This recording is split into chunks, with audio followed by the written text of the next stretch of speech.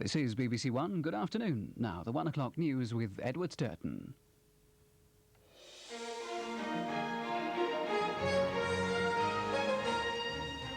The government will give the go-ahead for transplants of animal organs to humans.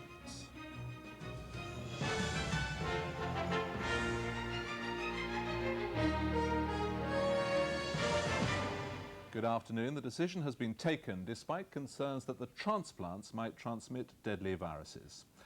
The other headlines: evidence that men who smoke are more likely to father children who get cancer. The government might be off the hook in tonight's big fish vote. The Ulster Unionists hint they may have a deal. And Sir Lawrence van der Post, writer, explorer and confidant of Prince Charles, has died. Hundreds of people die each year because suitable donor organs can't be found. Government clearance for surgeons to use organs from specially bred pigs could save many of those lives. But a group of scientists in London say they're concerned that the pig organs might transmit deadly animal viruses to patients. These specially bred pigs offer hope for thousands of patients. The prospect is of a limitless supply of healthy animal organs to replace diseased human ones. The researchers have already transplanted pig hearts to monkeys. But now there are fears infections could be passed on from pigs to humans. Scientists have shown that pig viruses can grow in human cells. The BSE scandal has heightened awareness of the dangers of disease being passed across species. And this, rather than the ethics of pig transplants, is likely to be the main obstacle. The independent inquiry set up by the government, though, is expected to recommend that operations are allowed to go ahead once safeguards are in place. It'll propose a new committee to oversee the work. Legislation will be needed, so it's certain to be some years before such operations are routine. It really is important that we make sure the right strategies are in place to look for any viruses and any other forms of cross-infection from animals to humans. And this is going to take some time. So I think, yes, there is going to be some delay until we get these monitoring strategies in place. With 6,000 patients waiting for heart transplants and more than 16,000 needing new kidneys, the pressure for animal organs is immense. Martin Barsby is one of the lucky ones. He finally did have a heart transplant. Many others die before an organ becomes available. He believes patients would be prepared to take on the risk of an animal organ. There wouldn't be any point in going ahead with the whole scheme if they weren't certain about the whole thing. But obviously there are a shortage of donors, which is a problem. Well, I'm joined now from our Cambridge studio by Dr. David White, the head of the company Immutran, who are breeding the animals for organ transplant. Dr. White, does this new evidence concerning the transmission of viruses worry you at all? Well, first of all, the evidence isn't new to us. We have been aware for many years of this issue. Pigs have an endogenous retrovirus. I should say you describe it as a deadly virus, but in fact it's totally benign. Endogenous retrovirus causes no disease in pigs. Humans also have endogenous retrovirus, which cause no disease in humans. So are you saying there's absolutely no problem here at all, or that it's something that needs to be investigated further? Yeah, the issue is when we transplant a pig heart into one of our patients carrying a pig endogenous retrovirus, will it cause a disease in the patient?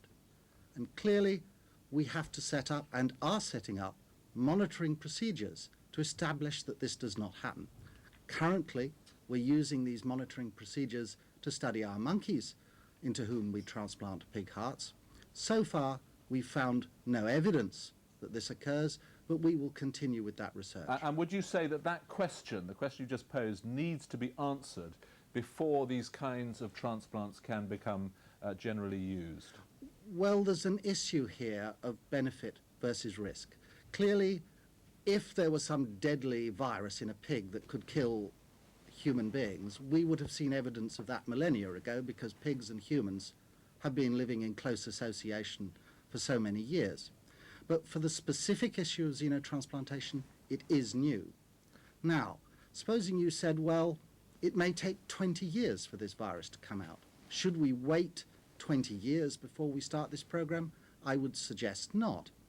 If you went to a patient and said, look, we could give you a heart transplant from one of these transgenic pigs, but you may get leukemia in 20 years' time. Would that be a risk that patient would be prepared to take? Right, well, Dr. White, briefly, if you would, how long do you think it would take to be absolutely sure of the answer to the question? Frankly, you can never know everything. It's a question of putting the risk in perspective with the benefit. Dr. White, thanks very much indeed for joining us. Researchers at Birmingham University say that men who smoke are far more likely to father children who develop cancer. They believe that 15% of all cancers in children could have been caused by sperm damaged by tobacco smoke.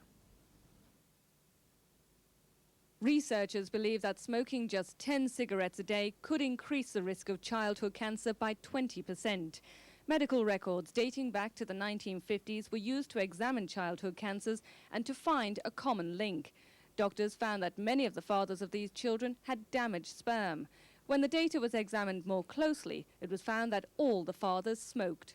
Taken together with the laboratory evidence that smoking damages sperm, damages genetic material, you'd have to say that the evidence is mounting up. Researchers at the University of Birmingham say it's clear that the sperm had been affected by smoking, and this in turn led to cancer. The city's Children's Hospital holds a registry of all childhood cancers, but they say smoking is not the only factor. I would stress that any parents in that situation should not feel guilty, because really we don't understand what causes childhood cancer, but there's not one single cause. It's a chain of events that lead to a normal cell turning into a cancerous cell, and smoking is perhaps only one factor in it.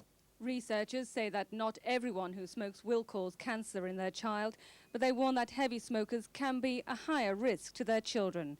Carol Foster, BBC News, Birmingham. The government has decided there will, after all, be a selective cull of cattle which may be at risk of BSE. It could mean an extra 100,000 being slaughtered. The Agriculture Minister, Douglas Hogg, says the new cull is necessary if the ban on British beef exports is eventually to be lifted. This cow, Annie, is one of thousands of cattle likely to be killed in the latest cull. She's one of farmer Henry Moore's best milking cows. She shows no sign of BSE, but could have been fed the same meal as cattle which did contract the disease. And the European Union says it won't even consider lifting its ban on British beef unless these animals are slaughtered, in addition to more than 1 million already killed. For some farmers, it could spell disaster. Well, the milk won't be going in the tank, the money won't be going into the bank. It's as simple as that. There's no two ways about it. If they come and take away large amounts of cattle, which I hope they don't, we will be affected in that way.